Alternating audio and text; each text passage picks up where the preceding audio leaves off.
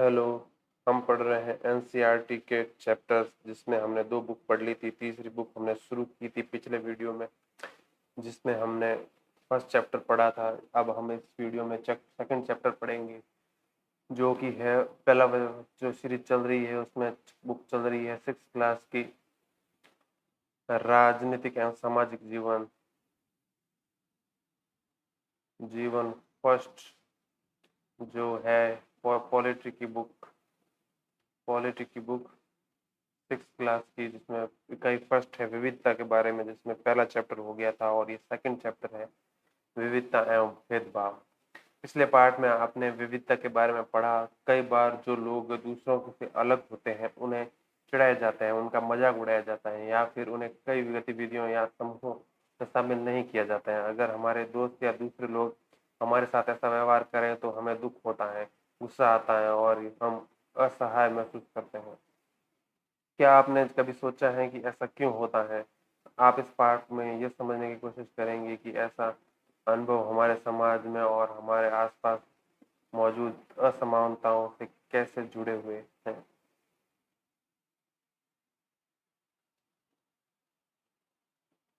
हम क्या हैं और हम कैसे हैं, ये कई चीज़ों पर निर्भर करता है। हम कैसे रहते हैं, कौन सी भाषा बोलते हैं, क्या खाते हैं, क्या पहनते हैं, कौन से खेल खेलते हैं और कौन से उत्सव मनाते हैं, इन सब पर हमारे रहने की जगह के भूगोल और इसके इतिहास का असर पड़ता है।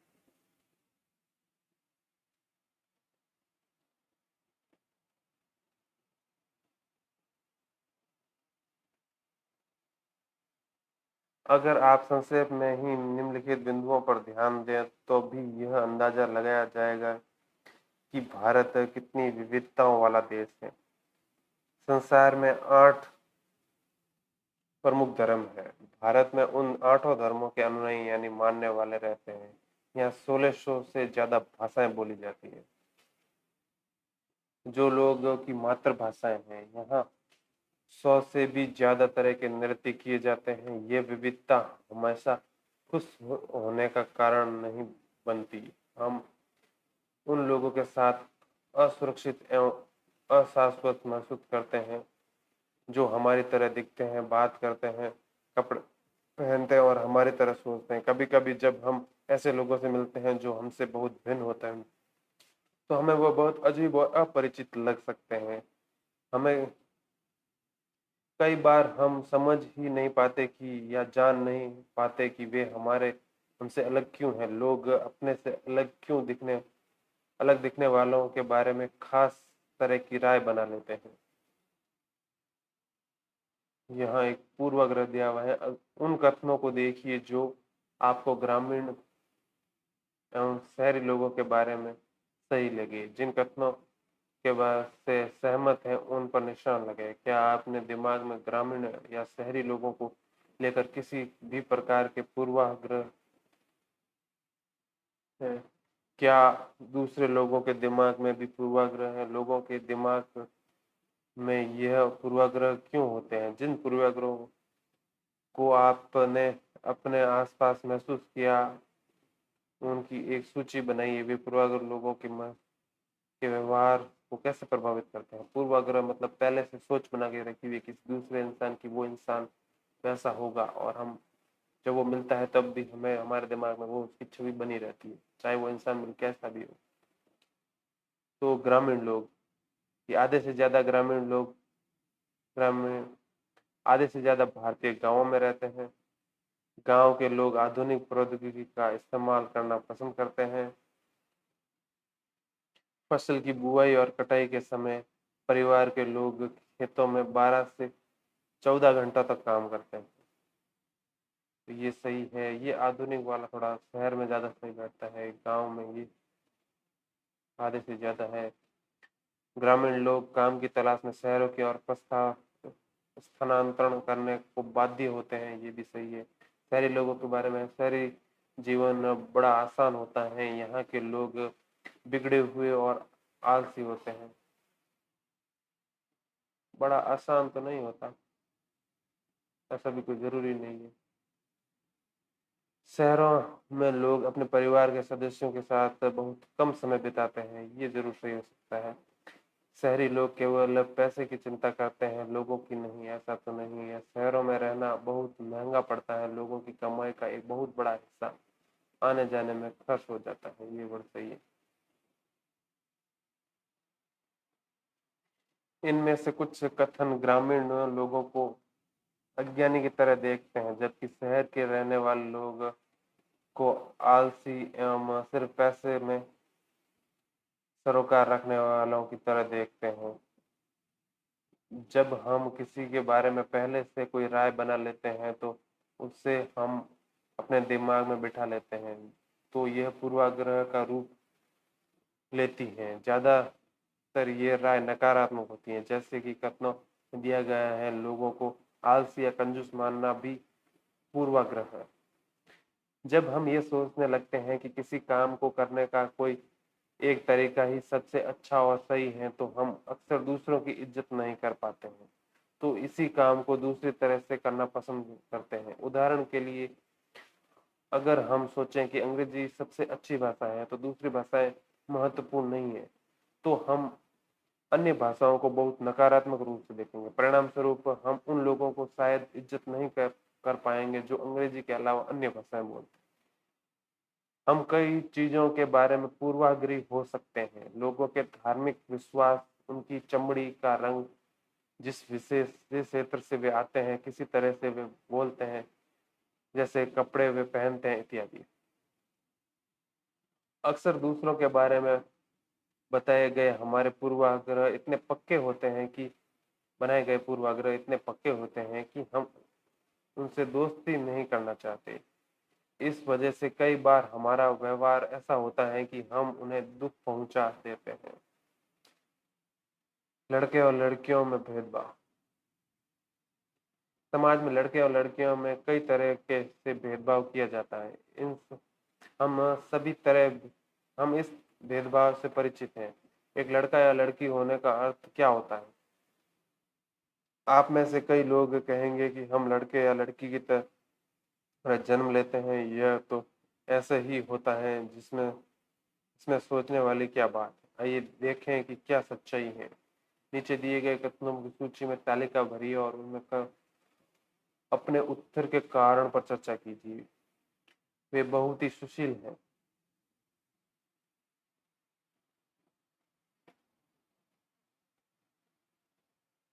नीचे दिए गए कथनों की सूची में से तालिका भरिए। वे बहुत ही सुशील हैं। हम सुशील के लिए लड़की में डाल देंगे। ये मानसिकता देखने का तरीका है। इसका उनका बात करने का तरीका बड़ा सौम्य और मधुर है। सौम्य और मधुर वापिस से लड़की के लिए लगेगा अपन को। वे शारीरिक रूप से बलिष्ठ हैं। शारीरिक रूप से बलिष्ठ है, मतलब तीसरा पॉइंट इधर आएगा। ये ऐसे तो नहीं दिया हुआ है, इसको ऐसे नहीं, ऐसे करते हैं, लिखेगा तो कौन?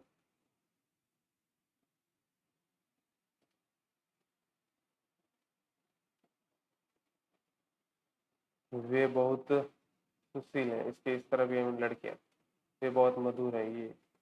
और ये वे बहुत शारीरिक रूप से बलिष्ठ है, ये लड़कों की तरफ। वे शरारती है, ये भी लड़कों की तरफ। वे नृत्य करने और चित्रकारी में निपुण है, वापिस लड़कियों की तरफ। वे रोते नहीं है, वो रोते नहीं है तो लड़कों की तरफ। वे उद्यमी है, उद्यमी कौन भी हो सकता है तो। वे खेल में निपुण है, वे खाना पकाने में निपुण है इधर। वे भावुक है इधर। तो ये 5 सेंटेंस इधर के हो गए, ये 5 इधर के हो गए। होने को तो कोई कुछ भी हो सकता है, पर लोग तरह तरह की बातें करते हैं। मैं लंग पढ़ाता हूँ, मेरी बोली लड़खड़ाती है, इसके अलावा भी बहुत कुछ। कभी मैं उदास हो जाता हूँ तो कभी दुखी। लोग मेरा मजाक उड़ाते हैं, ये नई बात नहीं है। अगर तुम मेरी जगह होते तो क्या करते? और ये, तुम दूसरों से कितनी अलग दिखते हो। मैं एक इंसान हूँ, मुझे शर्म आती है, घूरती आंखों में मैं छिप जाना चाहती हूँ। क्या उनका दिमाग सही है? सिर्फ इसलिए कि मेरी टांगें डगमगाती हैं, लोग सोचते हैं मेरा दिमाग भी डगमगाता। ऊपर के चित्रों में जो बच्चे हैं उन्हें पहले विकलांग कहा जाता था। इस सब को बदलकर आज उनके लिए जो शब्द प्रयोग किया जाता है वे हैं खास जरूरत वाले बच्चे। इनके बारे में लोगों के पूर्वाग्रहों को यहाँ बड़े से अक्षरों में दिया गया है, साथ में उनकी अपनी भावनाएं और विचार भी दिए गए हैं। ये बच्चे अपने से जुड़ी रूढ़िबद्ध धारणाओं के बारे में क्या कह रहे हैं और क्यों, इस पर चर्चा कीजिए। आपकी राय में ये खास जरूरतों वाले बच्चों को सामान्य स्कूल में पढ़ना चाहिए था या इनके लिए अलग स्कूल होने चाहिए? इसके जवाब में पक्ष में तर्क दीजिए। अगर हम इस कथन को लें कि वे रोते नहीं, तो आप देखेंगे कि यह गुण आमतौर पर लड़कों या पुरुषों के साथ जोड़ा जाता है। बचपन में जब लड़कों को गिर जाने पर चोट लगती थी तो माता पिता एवं परिवार के अन्य सदस्य अक्सर यह कहकर चुप कराते थे कि रो मत, तुम लड़के हो, लड़के बहादुर होते हैं, रोते नहीं हैं। जैसे जैसे बच्चे बड़े होते हैं वे ये विश्वास करने लगते हैं कि लड़के रोते नहीं हैं। यहाँ तक कि अगर किसी लड़के को रोना भी तो वह अपने आप को रोक लेता है। लड़का ये मानता है कि रोना कमजोरी की निशानी है। हालांकि लड़कों और लड़कियों दोनों का कभी कभी रोने का मन करता है, खासकर जब उन्हें गुस्सा आए या दर्द हो। लेकिन बड़े होने तक लड़के सीख जाते हैं या अपने को सिखा लेते हैं कि रोना नहीं है। अगर एक बड़ा लड़का रोए तो उसे लगता है कि दूसरे उसे चिढ़ाएंगे और उसका मजाक उड़ाएंगे। वे कोमल एवं मधुर स्वभाव की हैं, वे बड़ी सुशील हैं। ऐसे कथनों को लेकर उन पर चर्चा कीजिए कि ये केवल लड़कियों पर लागू किए जा रहे हैं। क्या लड़कियों में से ये गुण जन्म से ही होते हैं या वे ऐसा व्यवहार समाज से सीखती हैं? उनकी उन लड़कियों से बारे में क्या राय है जो कोमल एवं मृदु स्वभाव की नहीं होती हैं और शरारती होती हैं? इसलिए वह दूसरों के सामने ये लड़कों वाले का रोने से अपने आप को रोक लेता है। हम लगातार ये सुनते रहते हैं कि लड़के ऐसे होते हैं और लड़कियां ऐसी होती हैं। समाज की इन मान्यताओं को हम बिना सोचे समझे मान लेते हैं। हम विश्वास कर लेते हैं कि हमारा व्यवहार उनके अनुसार ही होना चाहिए। हम कभी लड़कों और लड़कियों को उसी छवि के अनुरूप देखना चाहते हैं। रूढ़िबद्ध धारणाएं क्या है? जब हम सभी लोगों को एक छवि में बांध लेते हैं या उनके बारे में पक्की धारणा बना लेते हैं तो उसे रूढ़िबद्ध धारणा कहते हैं। कई बार हम किसी खास देश, धर्म, लिंग के होने के कारण किसी को कंजूस, किसी को अपराधी या बेवकूफ ठहराते हैं। ऐसा दरअसल इनके बारे में मन में एक पक्की धारणा बना लेने के कारण होता है। हर देश, धर्म आदि में हमें कंजूस, अपराधी, बेवकूफ लोग मिल ही जाते हैं। सिर्फ इसलिए कि कुछ लोग उस समूह में वैसे हैं, तो पूरे समूह के बारे में ऐसी राय बनाना वाजिब नहीं है। इस प्रकार की धारणाएं हमें प्रत्येक इंसान को एक अनोखे और अलग व्यक्ति की तरह देखने से रोक देती हैं। हम नहीं देख पाते कि उस व्यक्ति के अपने कुछ खास गुण हैं, क्षमताएं हैं जो दूसरों से अलग हैं। रूढ़िबद्ध धारणाएं बड़ी संख्या में लोगों को एक ही प्रकार के खांचे में जड़ देती हैं। जैसे माना जाता था कि हवाई जहाज उड़ाने का काम लड़कियां नहीं कर सकती। इन धारणाओं का असर हम पर पड़ता है। कई बार ये धारणाएं हमें ऐसे काम करने से रोकती हैं जिनको करने की काबिलियत शायद हमने हो। असमानताओं एवं भेदभाव भेदभाव तब होता है जब लोग पूर्वाग्रहों या रूढ़िबद्ध धारणाओं के आधार पर व्यवहार करते हैं। अगर आप लोगों को नीचा दिखाने के लिए कुछ करते हैं, अगर आप उन्हें कुछ गतिविधियों में भाग लेने से रोकते हैं, किसी खास नौकरी को करने से रोकते हैं या किसी मोहल्ले में रहने नहीं देते, एक ही कुएं या हैंडपंप से पानी नहीं लेने देते और दूसरों द्वारा इस्तेमाल किए जा रहे कप या गिलास में चाय नहीं पीने देते, तो इसका मतलब है कि आप इनके साथ भेदभाव कर रहे हैं। भेदभाव कई कारणों से हो सकता है। आप याद करें कि पिछले पाठ में समीर दो एक दूसरे से भिन्न थे। उदाहरण के लिए उनका धर्म अलग था। यह विविधता का एक पहलू है, पर यह भेदभाव का कारण नहीं बन सकता है। ऐसा तब होता है जब लोग अपने से भिन्न प्रथाओं और रिवाजों को निम्न कोटि का मानते हैं। दोनों समीर में एक और अंतर आपकी आर्थिक पृष्ठभूमि का था। समीर दो गरीब था। हाँ, तो उससे पहले ये साइड में कुछ लिखा हुआ है। कुछ मुसलमानों के बारे में ये आम रूढ़िवादी धारणा है कि वे लड़कियों को पढ़ाने में रुचि नहीं लेते, इसलिए उन्हें स्कूल नहीं भेजते, जबकि अध्ययन यह दिखा रहे हैं कि मुसलमानों की गरीबी उनका एक महत्वपूर्ण कारण है। इसका एक महत्वपूर्ण कारण है। गरीबी की वजह से ही वे लड़कियों को स्कूल नहीं भेज पाते तथा स्कूल से जल्दी निकाल लेते हैं।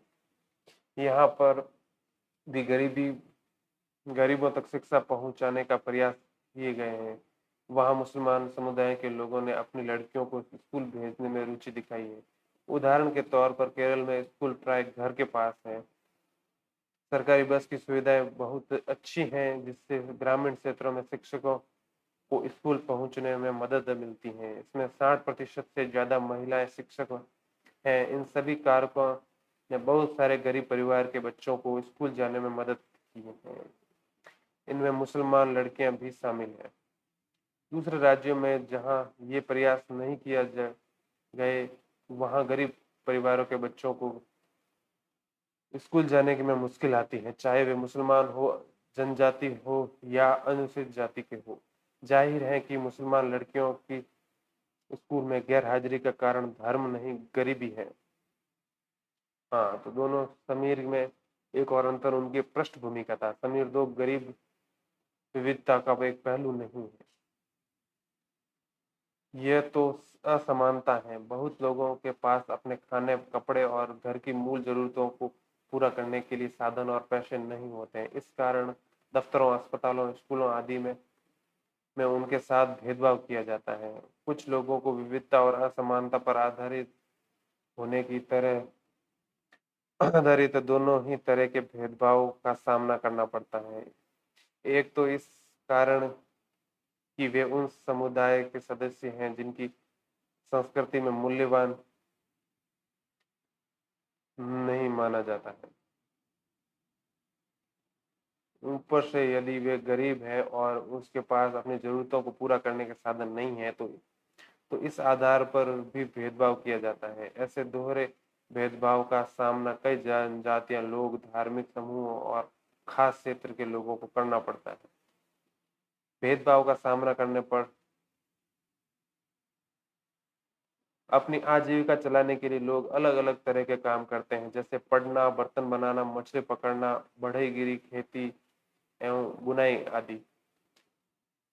लेकिन कुछ कामों को दूसरों के मुकाबले अधिक महत्वपूर्ण माना जाता है। सफाई करना, कपड़े धोना, बाल काटना, कचरा उठाना और जैसे कामों को समाज में कम महत्व का माना जाता है। इसलिए जो लोग इन कामों को करते हैं उनको गंदा और अपवित्र माना जाता है। ये जाति व्यवस्था का एक बड़ा ही महत्वपूर्ण पहलू है।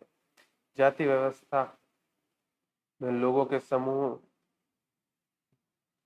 को एक तरह की सीढ़ी के रूप में रखा गया है, जिसमें दूसरी एक जाति दूसरी जाति के ऊपर या नीचे थी। उन्होंने अपने आप को इस सीढ़ी में सबसे ऊपर रखा। उन्होंने अपने को ऊंची जाति का और उत्कृष्ट कहा। आगे पढ़ने से पहले ऊपर इस ब्रैकेट में देखें तो दलित तो वह शब्द है जो नीची कही जाने वाली जाति के लोग अपनी पहचान के रूप में इस्तेमाल करते हैं। वे इस शब्द को अछूत से ज्यादा पसंद करते हैं। दलित का मतलब है जिन्हें दबाया गया, कुचला गया। दलितों के अनुसार ये शब्द दर्शाता है कि कैसे सामाजिक पूर्वाग्रह और भेदभाव ने लोगों को दबा कर रखा है। सरकार ऐसे लोगों को अनुसूचित जाति के वर्ग में रखती है। नीचे देखें वापस अपने पहले प्रोग्राफ की तो अपने आप को उत्कृष्ट कहा है। जिन समूहों को इस ये क्या है जाति के आधार पर कक्षा में किसी बच्चे को दूसरे बच्चों से अलग बैठाना भेदभाव का एक रूप है। जैसे ये बच्चे अलग बैठे हैं, ये बच्चे अलग बैठे हैं, ये हो गए उच्च वर्ण के हो गए अगर, तो ये निम्न वर्ण के हो गए, इस तरीके से। जिन समूहों में इस तरह सीढ़ी के तले में रखा गया उनको अछूत और अयोग्य कहा गया। जाति प्रथा के नियम एकदम निश्चित थे। इन अछूत को दिए गए काम के अलावा और कोई काम करने की इजाजत नहीं थी। उदाहरण के लिए ये कुछ समूहों को सिर्फ कचरा उठाने और मरे हुए जानवरों को गांव से हटाने की इजाजत थी। इतनी ऊंची जाति के लोगों के घर में घूमने, गांव के कुएं से पानी लेने और यहाँ तक कि मंदिर में घुसने की इजाजत नहीं थी। इनके बच्चे दूसरी जाति के बच्चों के साथ स्कूल में बैठ नहीं सकते थे। इस तरह ऊंची जाति के लोगों को जो अधिकार हासिल था उस उससे उन्होंने कथाकथित अछूतों को वंचित रखा। रूढ़िबद्ध धारणाओं एवं भेदभावों से क्या अंतर है? आपके अनुसार जिस व्यक्ति के साथ भेदभाव होता है उसे कैसा महसूस होता है? अगले पृष्ठ पर हम ये देखेंगे कि कैसे भारत की एक मशहूर हस्ती को भेदभाव का सामना करना पड़ा था। ये भाग हमें यह समझने को मदद करेगा कि कैसे जाति के तहत बहुत बड़ी संख्या में लोग भेदभाव के शिकार हुए। भारत में एक महान नेता डॉक्टर भीमराव अम्बेडकर ने जाति व्यवस्था पर आधारित भेदभाव के अपने अनुभवों के बारे में लिखा है। यह अनुभव उनको 1901 में हुआ था जब वे केवल 9 साल के थे। वे महाराष्ट्र में कोरेगांव में अपने भाइयों के साथ पिता से मिलने गए। उससे पहले ये साइड में भीमराव अम्बेडकर के बारे में जो लिखा हुआ है वो पढ़ते हैं। डॉक्टर भीमराव अम्बेडकर कब 1991 से लेके 1956 तक, लगभग कितनी उम्र हो गई इनकी? 65 ईयर, को भारतीय संविधान के पिता तथा दलितों के सबसे बड़े नेता के रूप में जाना जाता है। डॉक्टर अंबेडकर ने दलित समुदाय के अधिकारों के लिए लड़ाई लड़ी थी। उनका महार जाति में जन्म हुआ था जो अछूत मानी जाती थी। महार लोग गरीब होते थे, उनके पास जमीन नहीं थी और उनके बच्चों को वही काम करना पड़ता था जो वे खुद करते थे। उन्हें गांव के बाहर रहना पड़ता था और गांव के अंदर आने की इजाजत नहीं थी। अंबेडकर अपनी जाति में पहले व्यक्ति थे जिन्होंने अपनी कॉलेज की पढ़ाई पूरी की थी और वकील बनने के लिए इंग्लैंड गए। उन्होंने दलितों को अपने बच्चों को स्कूल और कॉलेज भेजने के लिए प्रोत्साहित किया। दलितों ने से अलग अलग तरह की सरकारी नौकरी करने का को कहा ताकि वे जाति व्यवस्था से बाहर निकल पाए। दलितों के मंदिर में प्रवेश के लिए जो कई प्रयास किए जा रहे थे उनका अंबेडकर ने नेतृत्व किया। उन्हें ऐसे धर्म की तलाश थी जो सबको समान निगाह से देखे। जीवन में आगे चलकर उन्होंने धर्म परिवर्तन करके बौद्ध धर्म अपनाया। उनका मानना था कि दलितों को वो जाति प्रथा के खिलाफ अवश्य लड़ना चाहिए और ऐसा समाज बनाने की तरफ काम करना चाहिए जिसमें सबकी इज्जत हो, न कि कुछ लोगों की। तो वो कोरेगांव में अपने पिता और भाइयों के साथ पिता से मिलने जा रहे थे। बड़ी देर इंतजार किया पर कोई नहीं आया। 1 घंटा बीत गया तो स्टेशन मास्टर पूछने आ गए, तुम है? उन्होंने हमसे हमारे टिकट मांगे तो हमने टिकट दिखा दिए। उन्होंने पूछा कि हम वहाँ क्यों रुके हुए हैं, तो हमने बताया कि हमें कोरेगांव जाना है और हम पिताजी या उनके नौकर के आने का इंतजार कर रहे हैं, लेकिन दोनों में से कोई भी नहीं पहुंच पाया था और हमें पता नहीं था कि कोरेगांव कैसे जा पहुंचते हैं। हमने बहुत अच्छे कपड़े पहने थे। हमारे कपड़ों और बोली से कोई ये अंदाजा नहीं लगा सकता था कि हम अछूतों के बच्चे हैं। निश्चित ही स्टेशन मास्टर को यह लगा कि हम ब्राह्मण बच्चे हैं, तो वे हमारी मुश्किल को देखकर बड़े परेशान हुए।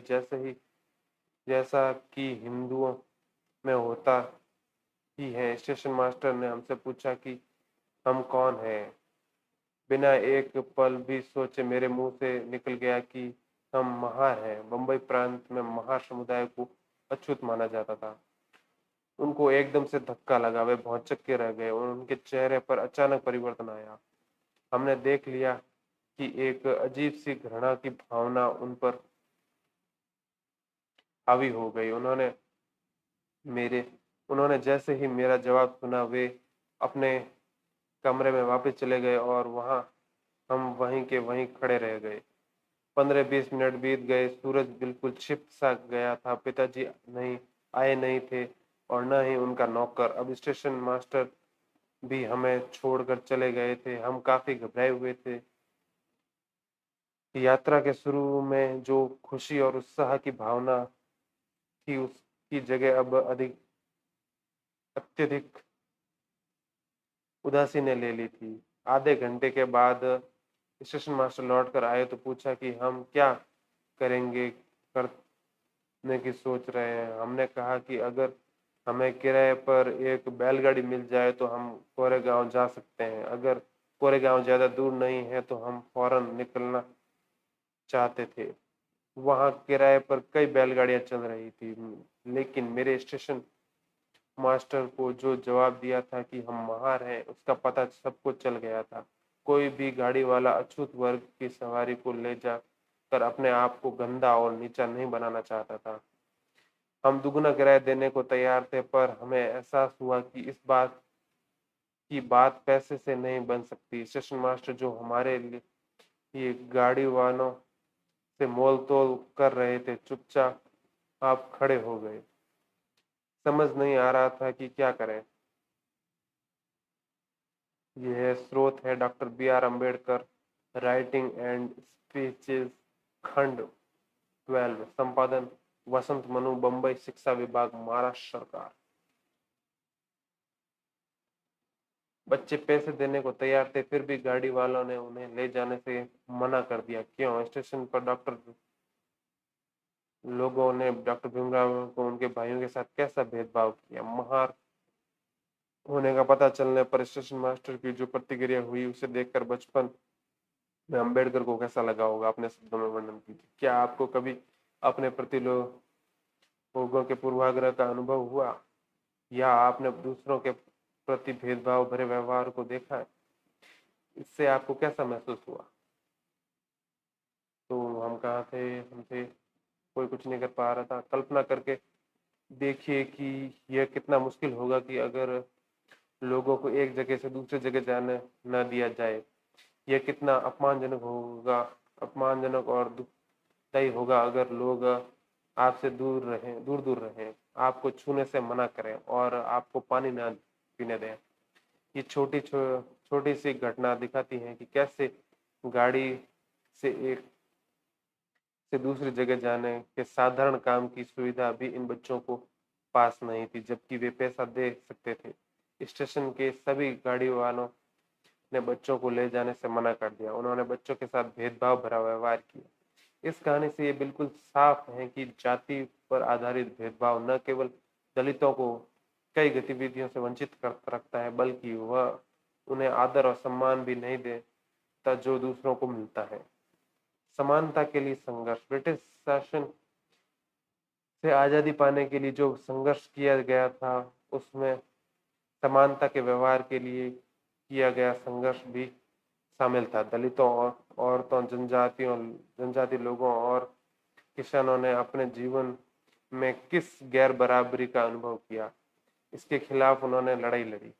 जैसा कि पहले भी बात हुई, बहुत सारे दलितों ने संगठित होकर मंदिर में प्रवेश पाने के लिए संघर्ष किया। महिलाओं ने मांग की कि जैसे पुरुषों के पास शिक्षा का अधिकार है, वैसे ही उन्हें भी अधिकार मिले। किसानों और दलितों ने अपने आप को जमींदारों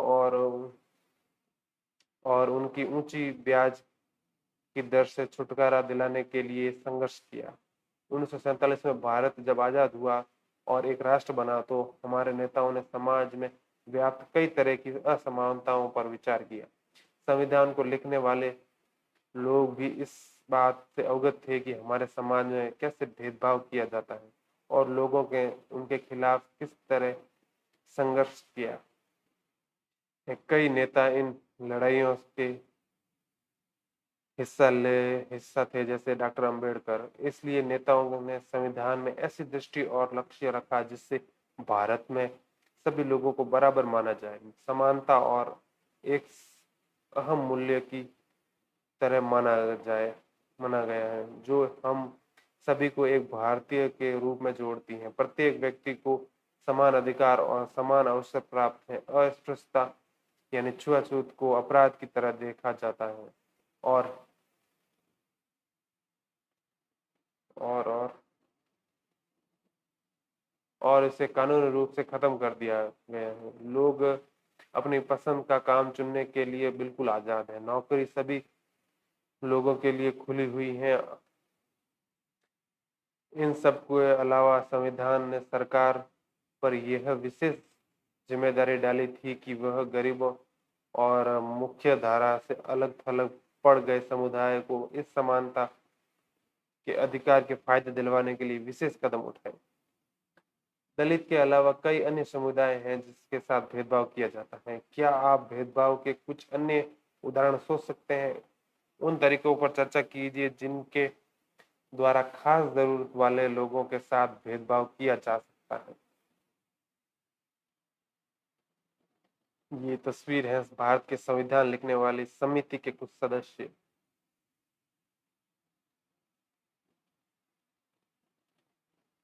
हालांकि हमारे संविधान में इन विचारों पर जोर दिया गया कि है, पर यह पाठ इसी बात को उठाता है ये और इसी बात को उठाता है कि असमानता आज भी मौजूद है।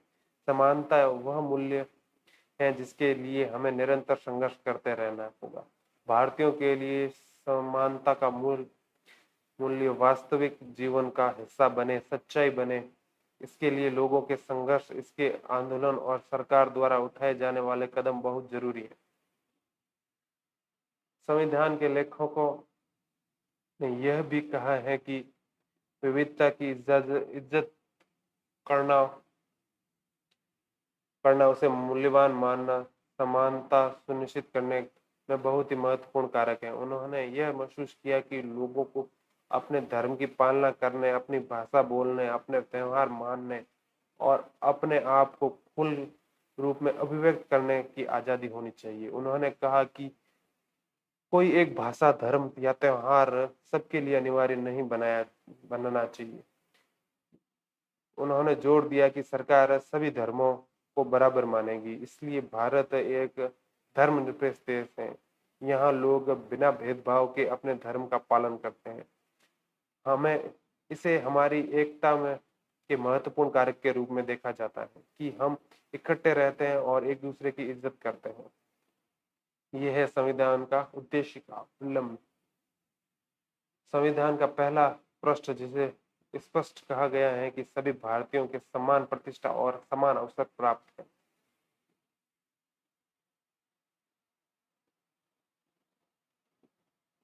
इसी के साथ ये चैप्टर हुआ खत्म। नेक्स्ट वीडियो में, ये सेकंड चैप्टर था, तो नेक्स्ट वीडियो में हम पढ़ेंगे इसी किताब का थर्ड चैप्टर और इसकी शायद इकाई भी वो हो जाएगी सेकंड। तो उसमें भी, इसमें फर्स्ट और सेकंड में विविधता के बारे में दिया हुआ, तो उसमें और कुछ अलग तरीके से दिया हुआ होगा।